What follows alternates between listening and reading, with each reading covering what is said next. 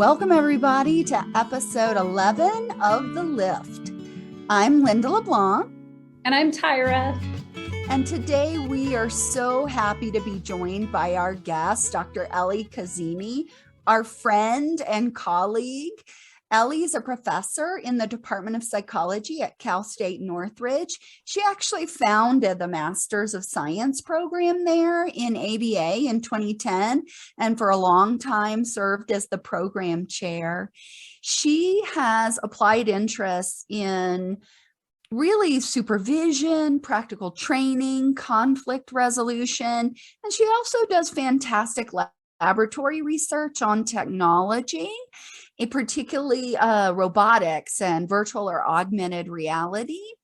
She's actually received several mentorship awards, including the ABAI Best Mentor Award, the Outstanding Faculty Award, the Outstanding Teaching Award, and the Outstanding Service Award.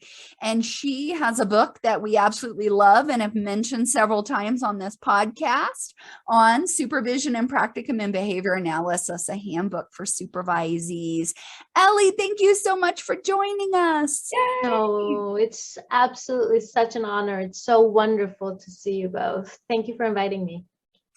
Ellie, you and I met several years ago, probably over a decade now, when you were just going to CSUN. And I've never been so happy that someone reached out to me, someone I never met before. Do you remember that? Yeah, I absolutely do.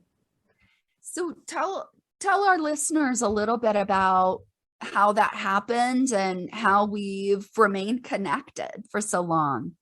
Well, you know, I have to say it's one of those things that makes me realize the importance of stepping outside of your comfort zone. I had such a girl crush on you and would get so nervous thinking about how much I admired the work that you do. And I think it was at the time so many great presentations on problem solving, and you just tackled some of the most important issues that were going on in the field.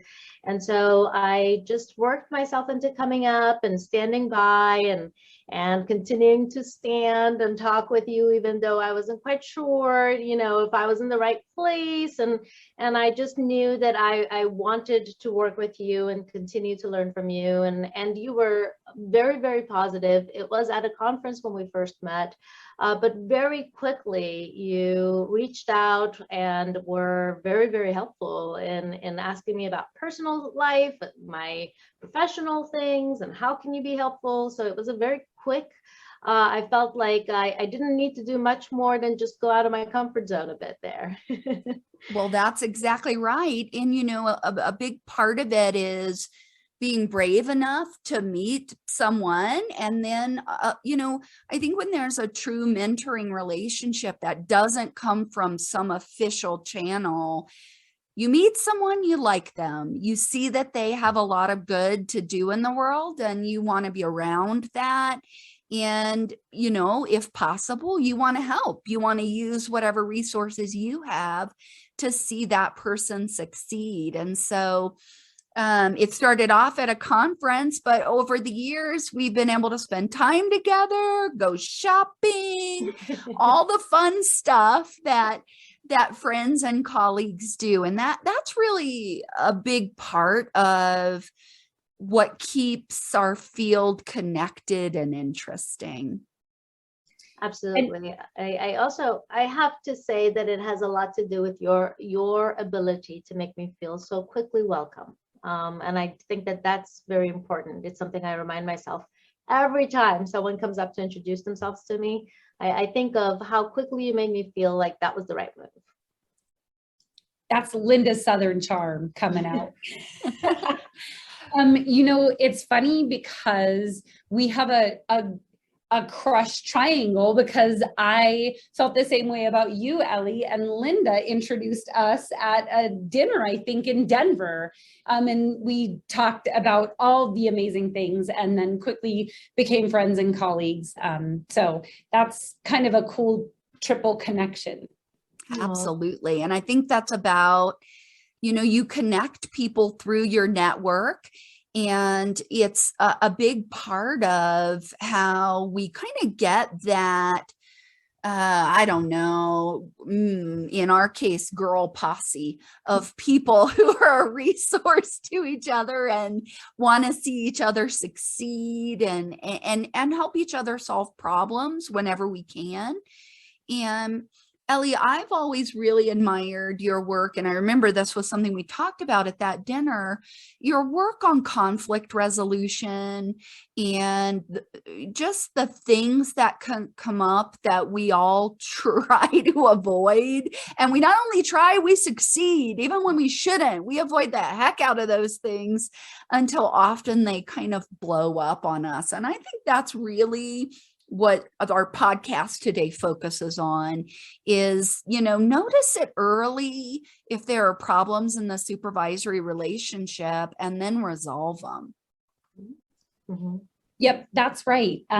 So this podcast kind of has to do with the chapter around identifying and addressing issues that might arise in the supervisory relationship, no matter where they arise from. And each of the chapters has a quote, and we read that quote for each of the podcasts. So our quote today is by Levi Ajayi, and the quote is, "Avoidance has never been a great tactic in solving any problem. For most situations in life, not addressing what's going on only makes matters worse." So I think that's a good lead in to this topic. And maybe that's exactly where we'll start. Why is it important for us to acknowledge, talk about, explicitly train trainees and supervisees about our predilection to avoid difficult situations when we know that's only going to make them worse? I think it's one of those things, once you begin to explore an area, you brew on it and it becomes, the thing you focus on and you notice everywhere. And for me, with conflict management, I've definitely noticed that this is a part of also a cultural myth. We have this idea that conflict is atypical or rising conflict is bad, but actually conflict is more than typical. Siblings have conflicts, partners have conflicts. It's not having conflict that at all says there's something wrong. I actually learned recently it's truly absence of conflict that is something that should be a red flag. There might be imbalance of power. Conflict itself sets the occasion for learning, but in our history, that learning comes with a little bit of emotional distress. And it's only human to avoid anything that makes us sweat, makes us, tremble a little bit. We have to work through a difficult conversation. And it only makes sense that we try to avoid those feelings. But that absolutely does not lend to better outcomes, because the more we wait, the bigger the conflict becomes and more difficult it becomes. And I love that reminder that, a conflict-free relationship is not the goal. That's not what we're striving for, right? Like if you have now that you may have a relationship where the conflicts are minimal, the conflicts are not very heated because you both have pretty good skills. Maybe there's a good power balance, as you mentioned, Ellie. So, when we talk about conflict, you've got like geez, Linda, you interrupted me and I still have a point kind of conflict versus the, wow, I'm going to puke because I have this really difficult conversation I need to have with somebody. But I love the idea that like, if you're in a relationship and it's completely conflict free, like that's sort of like, what's going on? Like that should be the concern. Well, and there is that natural power imbalance that exists in supervisory relationships. And we talk a lot in the book about how to try to minimize that, how to basically at least welcome that input, welcome that feedback and have it be bidirectional. But it's still always going to be the case that ultimately the supervisor has that oversight and responsibility, and that can introduce some issues into the relationship or exacerbate even just not a good match. And I think one of the things we felt like when we were writing the book is we wanted to be honest of like, all right, here's all this great stuff that you can do to really be a fantastic supervisor.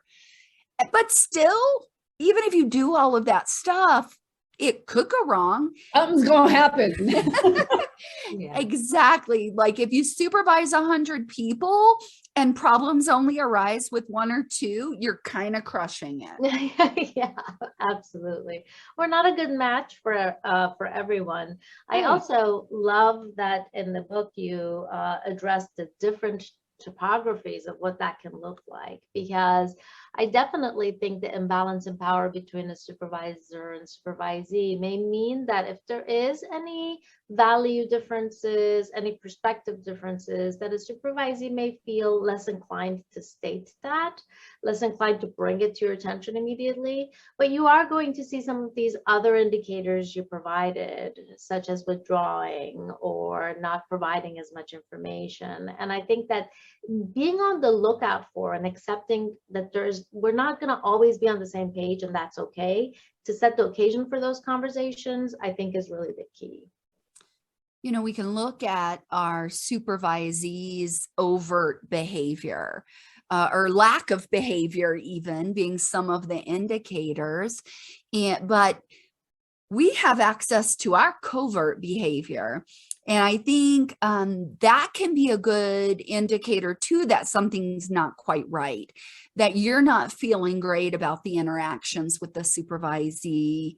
And maybe the supervisee isn't even noticing that. Probably they are, but you know, we've also got to self-reflect and kind of think about our own behavior. If there's one meeting to cancel this week, am I hoping it's that one? You know, like that says something if we bother to listen to it. And you know, being open with yourself and honest about that. And like, that's likely to only worsen unless I think about what the issue is and whether it's something that needs to be addressed or not. Absolutely. And I think until you tacked it, you're behaving sort of in a way that is impacted by it, but you don't realize it, you're not controlling it, you're not able to make good choices. And even if the other person can't tact it, they're still behaving in response to the way you are behaving. And I think, Linda, you talk about looking for smoke, which I love. It's like, look for the smaller nuanced things that where the repairs will be so much easier than if you let something fester, and that you have to sort of be actively engaged in that looking. And it doesn't mean you're a worrywart. It doesn't mean you're looking for problems. It just means you're constantly, you know, sort of tending to the relationship in this purposeful way where you are, you know, we say look for smoke, but you should also be looking for all the awesome things that you can celebrate. But we're most likely to look away from the smoke. So I think that's why it's important to you know, really call that out. And I wonder, Ellie, what are some of the things maybe that you do or that you coach or mentor others to do to be present and mindful and reflective and really actively cultivate a continued check-in on the health of the relationship? Yeah, I think that's an excellent point. One thing that I have begun to do, these are all, you know, when I go back in my history as a supervisor, there are so many things I've done wrong, and I continue to learn over time. You know, by no means have I always done these, you know, so there are mentees out there who are like, oh, whoa, you know, and that's because, you know, you're constantly learning, you know, and yes. I definitely have recognized that I need to call it out. I used to feel exactly those covert feelings that Linda was bringing up. You know, hey, I noticed you are not speaking as much during group discussions. I noticed when you bring the agenda items to me during the supervision meeting, it's much more brief now, we get to business. You're no longer sharing any information outside of that. And I used to wait for the issue to rise or for the person to tell me something, because I was like, maybe it's me. Maybe they're not having a good day. There were all these self-doubts I had as to why I may be detecting that. And I had to gain the language, literally, to be able to say, I noticed that during your agenda items, when you're telling me things, you're no longer telling me about some of those extracurricular activities or your other activities. I've noticed that you canceled a few meetings with me in the past. You hadn't canceled as many as frequently. Am I reading into it, or is something going on for you? And so I've become much more comfortable going, maybe I'm reading into it. Tell me if that's what I'm doing. Otherwise, let's open the conversation. And that either one of those answers is okay. I think that we don't ask that question when we don't want to know if it's not just that you're reading into it.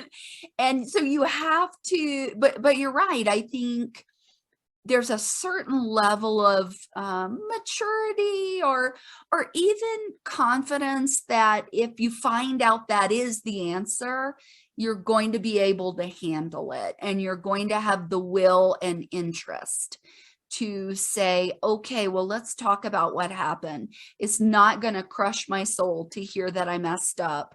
You kind of get a little more used to, yeah, I've messed up a lot. I've been doing this a long time, and I might even mess up the same way I messed up before. And I'll still have the caring and the will to try to fix it. And the only way to get there is to ask that question.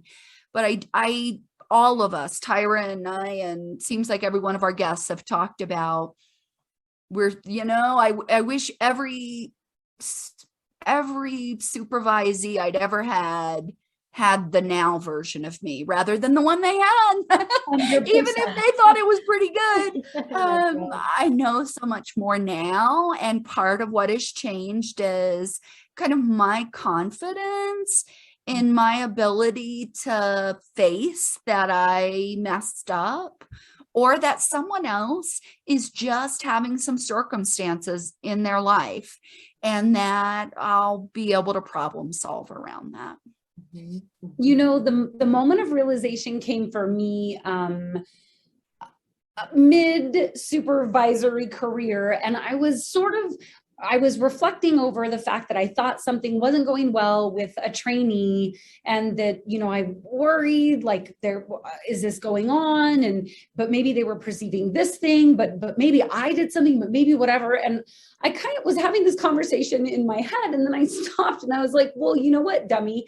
The only way you're going to know is if you ask. That's the only way you're going to know, because you could try to behave in different ways based on the 5 million different scenarios that you're telling yourself in your head. But there's only one way you're going to know which the right function matched response is. And that's if you open your stupid mouth and say something, and you're probably going to say it wrong, and that's okay. And I did. And it turns out, in fact, that the thing that was happening wasn't even one of the 5 million things I had in my head. It was like the 5 millionth and one that I wasn't even smart enough to think about. And it was totally fixable, easy, addressable. And after that, that's what I always say to myself when I'm thinking about things like, well, if the data I need is with someone else, I need to get that data from that other person. And then I focus not on what could the data be, and I focus on how can I get the data in a respectful, compassionate, considerate way. And P.S., the data might be, Tyra, you're a jerk and you did something wrong.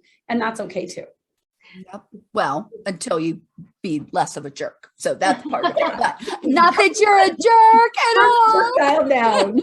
Yeah. But I do think we tend to, it's almost like we fall into that attribution error of, I'm noticing this and I'm afraid it's about me, or even I'm blaming it's about them.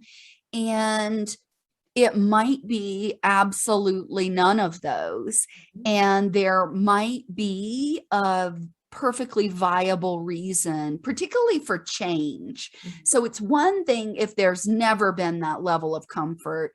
Another thing altogether, if there's been a level of comfort, or there's been a level of productivity and timeliness and progress, and that changes. And so that notion of, you're only going to know your circumstances, but that person might have circumstances that have nothing to do with you that are affecting them. And mostly what they need from you is to know that those circumstances exist and they need a little help and tolerance right now, or they need a couple of extra prompts or what have you. And I think that notion of the scope of it, is it just this person? Is it all of my people? Tyra always says, guess what the common denominator is here? and that's certainly true, but very often it could be going well with, the vast majority of the people that you supervise. And it feels like, man, I just can't get a handle on this. If you examine your own behavior, it's also possible that this person is having perhaps some mental health or wellness issues, or a family member with unusual pressures, or I don't know about y'all, but I was dirt poor in grad school. And, when you're really worried about finances, like it can influence so many things in ways that you don't realize. I'm noticing something, but I don't know what I'm noticing. And thinking about that scope, is this just with me? Is this with everyone? Is this just with them? And is this new or a change? Ellie, you mentioned that notion of like, you used to talk about these things and have more details, and we used our whole allotted time together, and it doesn't feel that way anymore. Change can really be an indicator that just something's off, and it doesn't have to be you or them or the way that either of you have behaved. It might be that, but it could be these other things that are just associated with life. Oh, absolutely. And I think that, Tara mentioned earlier that there was this moment of aha in her career. And I think my aha moment that really made conflict resolution completely makes sense to me as to why we need to train differently and think of supervision some in different ways, was when I was receiving training through the university for mentoring individuals who typically would not select higher education. So they're coming from backgrounds either in socioeconomic status or cultural ethnic histories that they would not typically think of this as a career for themselves, particularly when I'm doing some of the work in technology. And it was just this brilliant discussion about how we go through life thinking of our intent. And we are pretty sure our intent is what we're putting out there. What people see is our intent. But we fail to really understand that the impact of behavior is really that receiver's history, that their lens on the world is their history. We may have no clue that the impact of our behavior was complete mismatch to our intent. So and I think that completely changed the way I saw that approach to a student. It was no longer about my intent. I'm solid on my intent. I do know how much I care about my commitments and what I want for my students. It was the realization that may not at all be how it's impacting them. And vice versa, that they might not at all recognize that alternative things going on for them is beginning to impact them in a manner that they're no longer seeking help, conversing about things with me. So it's really, I think, changed the way I look at the discussion for me. Absolutely.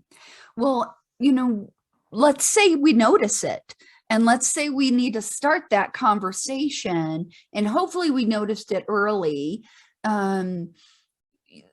There are well-established ways to approach these conversations.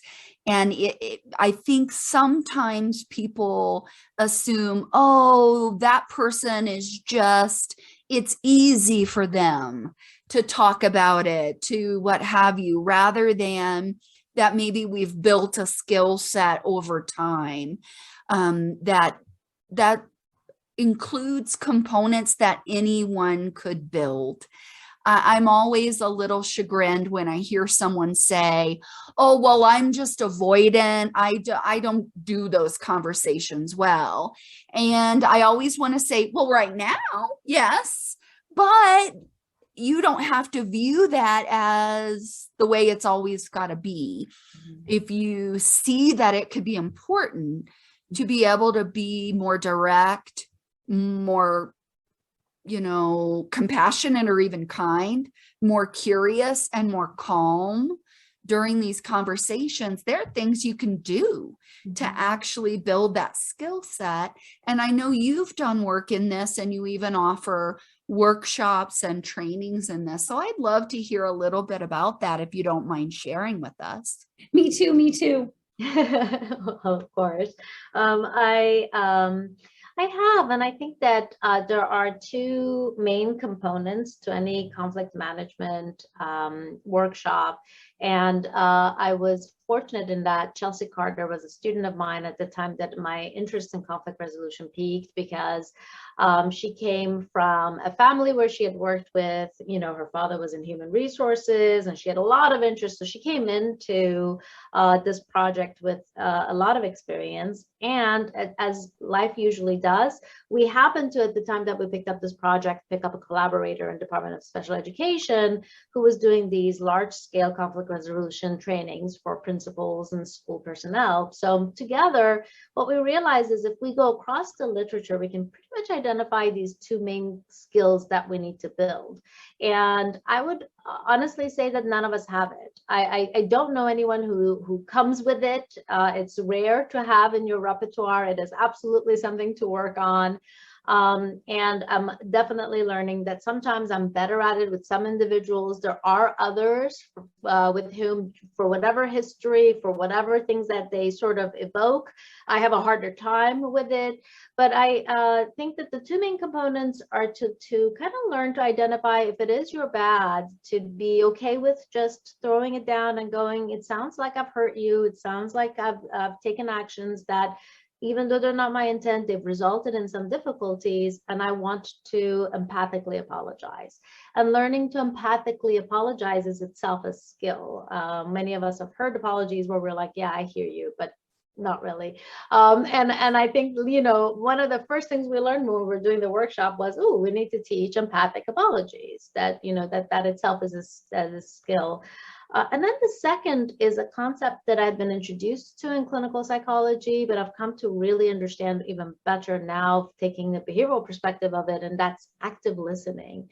It's completely letting go of your own history, letting go of any of your own judgment, your memory of the situation, thinking you trust your eyes. Nope, this is what happened. I remember this is what happened. Letting go of all of it and hearing from someone else their view of the world, and really being able to hear that from them before responding. And those seem to be the two key, really the two key components of being able to manage conflict well. I think those are fantastic. And similarly, hollow apologies, I think often actually do more harm than good. It now gives you one more thing to be upset with that person about. And I also think that notion of active listening is a fantastic skill for anyone to develop, not just in conflict resolution, but in everything that they do. Listen for information. Listen to gain information rather than to wait until you can tell your other thing. But that is hard to do, particularly when the temperature's high in the room. You know what I mean? Yeah. And I think along the same lines, listen from the position that that other person's point of view is reasonable to them. It might not be reasonable to you, but it's reasonable to them. They're a human. They've made it this far in life.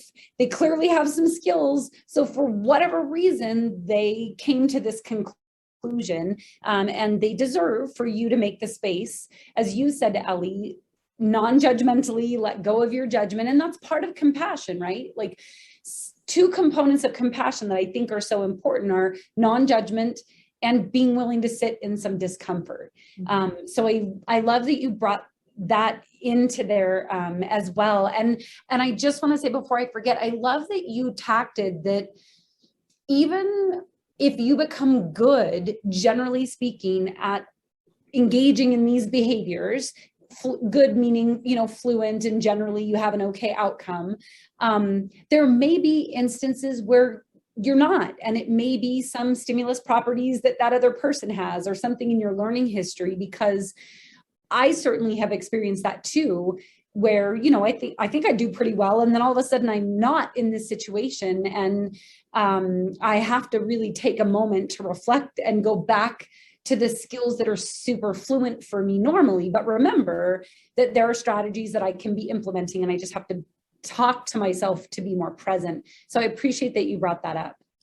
I think it is so true that our skill sets are under stimulus control, and it may be under relatively broad stimulus control, but at some point you're going to encounter that situation where you don't get the skill generalization or the interfering emotion states or interfering behavior are at such strength from your learning history with either that person or someone who behaves like the people that you've had that learning history with, that, hey, behavior gets evoked, right?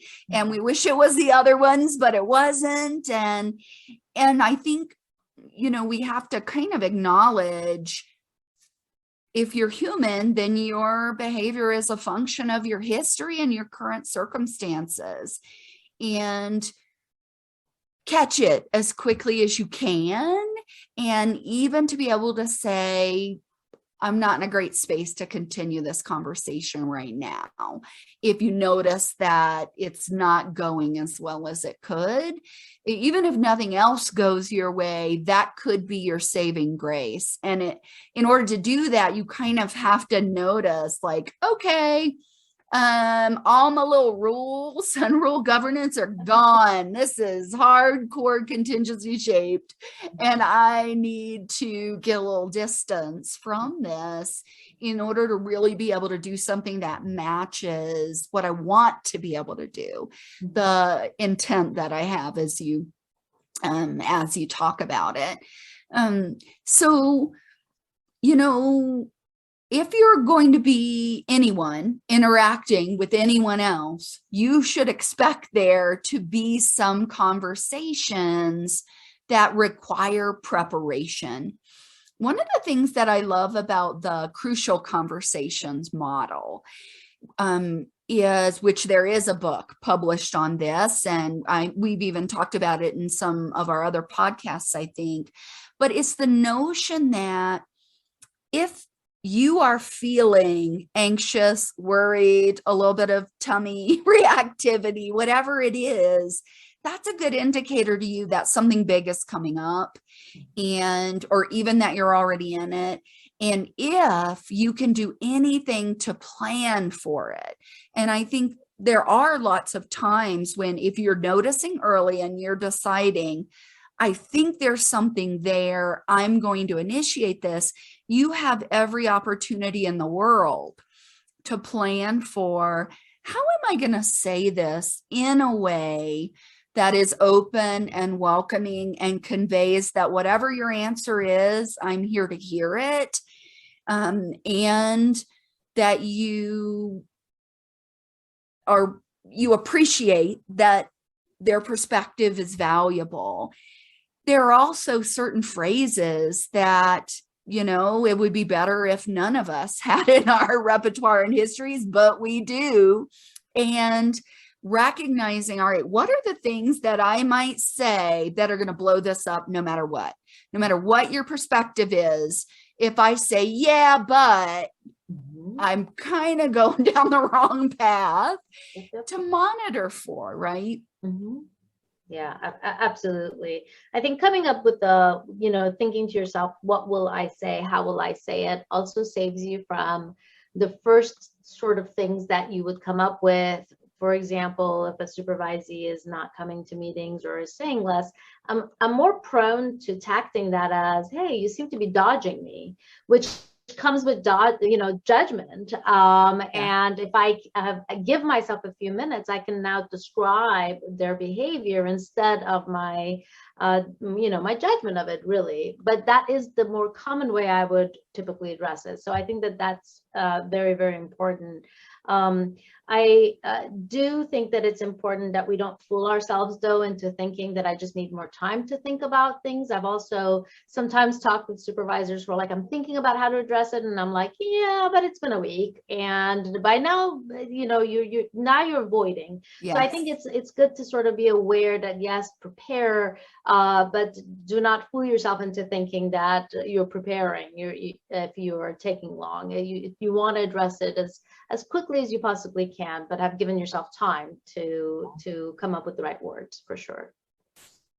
I love that. And I'm thinking back to 2 instances where I tried to prepare and I wasn't going to come up with the right words. Like I wasn't going to find the right way, and the conversation still had to happen. And the recommendation from a mentor who wasn't a behavior analyst was just start the conversation and say, you have to have this conversation and you're nervous about it and you're sorry and you might stumble over your words, but it's really important to have this conversation. And it still sucked and I didn't feel in good control, but at least the conversation got started. And once we were engaging in some behavior around the topic, I had something I could shape. I could shape my own behavior because I was a listener to my own verbal behavior as well, and I could shape their behavior. So I love that idea. It's like, yeah, great. You want to go in prepared as best you can, but sometimes you might be facing something either because of your learning history or just because this thing is so wackadoodle and new. I've never come across this before. I don't know how to address it.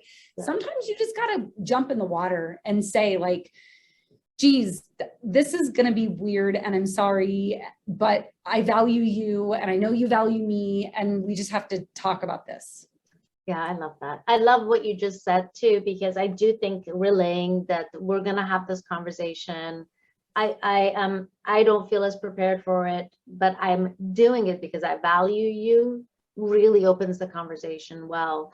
I also think, I don't know if you feel this way, but I think my history was that I always kind of remembered conflict to come in, I open it and then it goes, and then it blows up on me, right? And the blow up part is what you remember. And I think it's because sometimes we're not giving enough time and space for the de-escalation and for the ending of it to really remain as a part of our memory of those conversations. And it's important that we are giving ourselves the time, because if we're doing it right, even if it is not a very emotional conversation, there's some emotion that comes with any value differences, any change or differences that we're about to discuss. There's discomfort, but it's okay because there's the de-escalation we're looking for after. It's not that you can dodge the discomfort. The discomfort will be there. It's gonna be there. It's part of it. Absolutely. Well, one of the things we talk about in the book, and actually in the original article that this chapter was based on, is that sometimes there are these core deficits that the supervisee has that are making lots of little problems show up. And it's, it's kind of like the hot mess of like, the things aren't very high quality and they're late and they're not done and not well, and you're just like, like, oh, and you have to kind of start to piece together, is there one of these core skills that's touching a whole lot of their repertoires or a whole lot of our interactions? And that the difficult conversation is about, I have to talk to you about the fact that you are not as organized and you're not managing yourself the way that you need to really succeed as a professional. And it's going to be the end of you from a stress and opportunities perspective if you don't get up on time and get to things on time and give yourself time to prepare and not come in looking wild and disheveled and, oh, I got to get it together. Like, there's just no way that your clients are going to be able to be comfortable with that experience. And I'm not, and it has to change, like that too can be a hard conversation. Or even, how about this one? I think the issue is that there are certain things about your social behavior that can be really off-putting. Like, you can hear my tone of voice, like, that's not a funsies, and yet sometimes that's the issue. And you're seeing this person struggle in several different areas as a result of it. For just from either of you, what are your thoughts on that? Except not it. I don't know. I mean, I think that you're addressing those difficult conversations that we're in a place to have with our supervisees, and I think I'm honestly privileged. I feel in a position of absolute privilege to be able to hold those conversations, because it means that I am able to provide support in something that could be totally pivotal for the individual. And it is absolutely difficult as a conversation, because also it's usually quite ingrained and pervasive across different things for them, right? So it's not exactly like you can say, hey, we need to work on some of these social demeanors that can really be off-putting and make people not listen to the content of what you're saying. It's difficult for anyone to hear that, so we have to think about how to deliver that in a caring, meaningful way, but also how to really have some solutions that are tangible and doable, so we don't dump this like, hey, you may not be so likable, and then we leave them. That's really too bad for you. Yeah, that's hard. But I love you. Okay. Well, and I do think sometimes we have people that are very excited and interested in the scientific aspects of our field, and they may or may not have the kinds of socially savvy responses that are particularly going to be necessary. Well, that may be necessary in their peer relationships, but also in their therapeutic relationships. And talking about the fact that you have to either be really committed to making this change and building these skills, or this might not be the right professional path for you. I think that's a hard conversation to have. But if in fact the circumstances are such that you really are in that position, if you avoid it, you leave someone investing time, effort, money, years into something without a real understanding of how important it's going to be able to, let's say, be really organized or be empathetic and really effective as a listener. I was just going to add that sometimes in those situations where it does appear that there's a core deficit related, I will kind of ask the individual, is this the first time you're sort of hearing about this? Am I the first person that's talking to you about this? Or have you ever noticed people reacting in XYZ way? Because it can be hard to hear those things. And if there is a history that person has had, that will be helpful as we move forward, because then it's not just a I'm picking on you kind of thing, right? And look, we're behavior analysts. We can figure this out together. And I also think it's important with those sort of core deficits to, as best we can, explore any kind of cultural implications. It may be that it has been present for a while, and it may be because it's a part of one or many intersecting cultures that person has, which is amazing and I want to honor. But as you said, Linda, let's also explore, do you need to add some other skills to your repertoire and learn how to discriminate when you might need to behave in XYZ way for XYZ outcome, right? It's all about what's the function, what's the outcome that you want, pick the right responses to get that thing. Yeah. Well, I think we all hope that every supervisory relationship goes well, and detecting it early, exploring a plan, developing a plan, kind of talking openly and honestly about it. For example, if it is organization, time management, that kind of stuff, there are resources out there, and you can give people tasks and supports.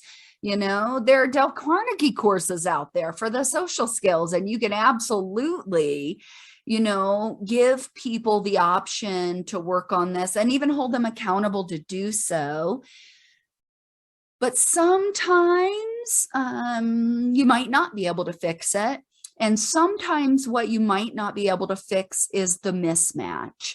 That is, this supervisee in their how they see the world and is not a great match for you and how you see the world. And that doesn't mean that they shouldn't have ongoing supervision, but it might mean you're not the right supervisor for them. And that's hard, but it's something that in a very small percentage of circumstances could actually be the right solution. What's never the right solution is, I'm not going to be your supervisor anymore. This is, kind of the rude and crude breakup. We have that responsibility to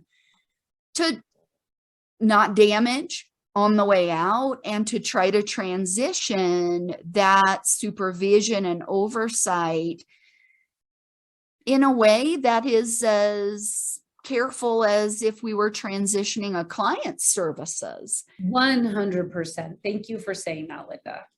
Yeah. So Tyra, what are some of your thoughts on how, if it happens in that rare instance, some of the things that you might do to make sure that it ends as well as it can end? I think just expressing that, your goal is for them to be successful. And if that isn't with you, that's okay for whatever reason. And that you still want them to be successful. You want to support them. If you have the opportunity to connect them with other supervisors that you think will be a good match, then I think that's a fantastic thing to do. I think offer to talk to them if I can support you in how you might go about interviewing some other possible supervisors. I think not playing hot potato and just saying we're done. To your point, Linda, we have very clear expectations and requirements for how we would appropriately discharge or transition a client. And that is the same thing with a trainee or a supervisee. And so it shouldn't be, as of today, this is our last meeting. It should be like, I get it, things aren't the way we want them to be between us, but I will continue to supervise you. I will continue to provide support until we identify someone. Like, you don't want to get in the way of them being able to count their hours that they're accruing, those sorts of things. So you want to find a way to be a support, not a barrier, even if it means you got to put your ego aside and just say, I think I'm not the right person, but I'm going to do everything I can to set you up for success. Those are some of my thoughts. How about you, Ellie? Yeah, I think that's absolutely true. I think that, recognizing that you're not the right match for the individual is key. I don't know about you, but I find it easier if I've sort of noticed it and I begin to address things that we can do together, but I've mentioned it in the past. So it's not new that, this is not working. They can kind of tell because I'm sort of repeating this, I'm not feeling like I'm setting the right environment for you. I don't feel that you're optimally learning in my supervision. And so, but when it comes to that place of let's find someone else, or have you considered someone else, I find that it's not a surprise. And I've been lucky in that they come to me with, it's no surprise, we're not the right match. I found this other person. What do you think? And those conversations are easier, and I'm always happy to help and support. The truth is that I think the toughest ones for me are when I don't think the person will be a good supervisee with anyone. Yes. And I'm like, we need to work on you, and I can't tell someone else to supervise you, because some of these things need to occur before you can really become a good supervisee to anyone. I would love to hear how you both have dealt with that one, because that's the tough one for me, when the individual may just not be taking accountability or any responsibility for repeated error, or potentially even lying. There's evidence of just this constant, mismatch. Well, and it's not just mismatch, it's some misbehavior in terms of, even if it's not a direct violation of the ethics code, it's about not fully accepting responsibility or behaving with integrity, or kind of that real commitment to, I'm going to get better at this rather than just get the number of hours. And I feel very similar to you in that those are hard. But that's an important conversation, because it's not about passing the trash. Oh, hot potato, not my problem. Oh, right. This is going to be a problem for clients. This is going to be a problem for the field. And particularly when I see someone being a little loosey-goosey with the rules or their judgment, or just like not seeing that when you're saying to them, I'm worried about this behavior, this is, if it keeps going on, it's going to be unethical. And they're like, why are you worried about this? Or why this shouldn't be such an issue? Or they're pushed back consistently with feedback. You have a person who is likely to not be on a trajectory of continual learning and growth. And where they are now is not sufficient. To me, that's when I think about, I'm not going to be your supervisor anymore, and I'll sign off on whatever, the hours up till now. But what you need to know is that I also don't feel comfortable endorsing you to another supervisor. And here's why. If these things were to not change, I wouldn't be comfortable with you being in this field. I wouldn't be comfortable with you being independently responsible for the care of vulnerable people. And that worries me, and it worries me for you, and it worries me for future clients. And I know this is hard to hear, but I can't not say that this is a huge barrier to what I see as you having a path forward. And that's such a hard conversation. It really is to have. But that you just gave a lovely script for. So listeners, you should replay that, write it down, and have it in your back pocket, because Linda, you just crushed that. Ooh, Lord. And I'll tell you what, even if you do that well, you come away from it feeling kind of crushed. It's sometimes the goal of the conversation is the least bad experience that people can have, and the best that you can do. Fortunately, the majority of the conversations don't go that way. And Ellie, I love what you mentioned about, if you really mentioned it before multiple times, then it's not a surprise. It doesn't feel like some unexpected hammer. So it's if you get to the point where the relationship might need to end, or that conversation has to be hard, everything that you've done every other step of the way that you talk about in your book and that we talk about in our book, all of that pays forward. All of that really is what makes it easy or easier. And so it's one of those things where a lot of times your primary solutions for when it gets tough is all the groundwork you've been laying before. It really is. I mean, I love that you called it by centralizing everything around the relationship, because it isn't a singular sample of behavior. It is many samples, and that's what we are depending on in our relationships. So I absolutely agree. Well, it has been an absolute pleasure to get to spend time with you again, and really to talk about something I know is an interest for all of us that many other people are kind of like, ooh, okay, yes, I'll hear about that. And so thank you for sharing your knowledge and your wisdom for us on this episode of our podcast. And hopefully we're going to get to do more good stuff together in the future. Yeah, I don't doubt it. I deeply appreciate being here, and I love always hearing all the different ways that you both address things. I'm continuously learning from you. So thank you for having me. Oh, likewise. Thank you so much. Very excited for folks to get to hear this information. And thank you for sharing your time with us today. Thanks, everybody. Bye. Please join us for another episode of The Lift.